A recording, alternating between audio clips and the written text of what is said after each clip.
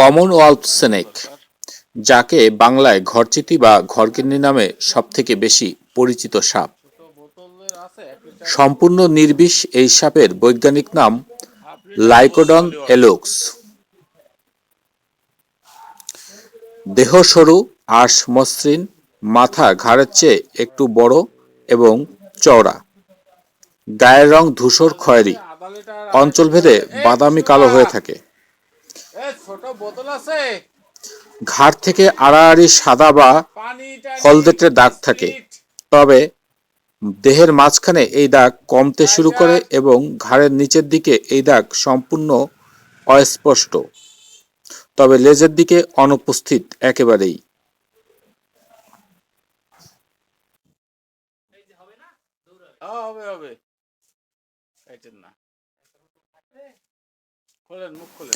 এটি আমাদের দেশে দেখতে পাওয়া সাপদের একটি অন্যতম জাত। সম্পূর্ণ রকম নির্বিষ সাপ হয়েও বিষধর সাপের তকমা পেয়েছেন মানুষের অজ্ঞতার কারণে। মানুষের বাড়ির কাছাকাছি থাকতে ভালোবাসে, একটু খসখসে দেওয়াল পেলে বেয়ে উঠে যায় এই সাপ। অনেক সময় বেশি গরম পড়লে ঘরের দরজার শিকলে জড়িয়ে থাকে। রাস্তাঘাটে রাতের বেলায় হরহামেশা দেখা যায় এই ঘরচিতি বা ঘরগিন্নির সাপকে।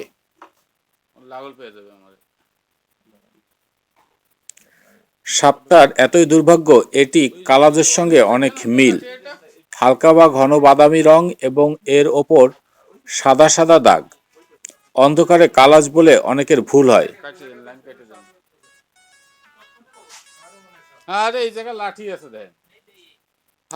সাধারণত টিকটিকি, ছোট বড় ফড়িং এদের খাদ্য। এই খাদ্যের লোভে এরা ঘরে ঢোকে, কিন্তু এই সাপ খুবই কামড়প্রিয়।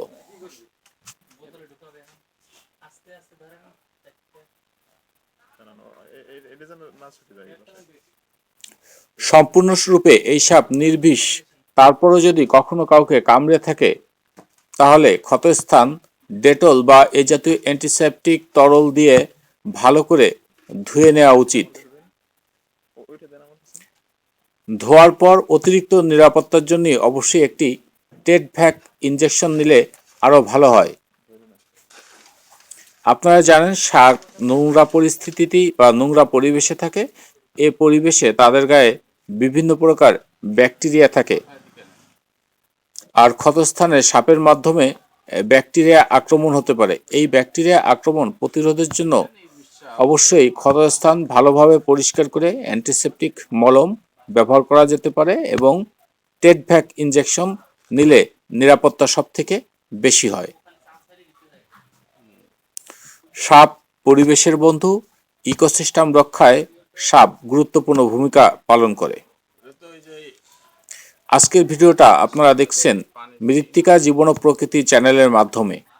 মৃত্তিকা জীবন ও প্রকৃতি চ্যানেল ইউটিউব ছাড়া ফেসবুক, ইনস্টাগ্রাম এবং টিকটকেও দেখা যাচ্ছে।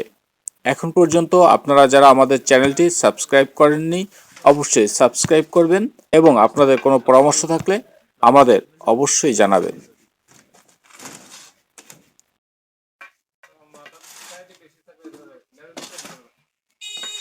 না বোতল ছোট তো, আর লাগল ভাই কিনা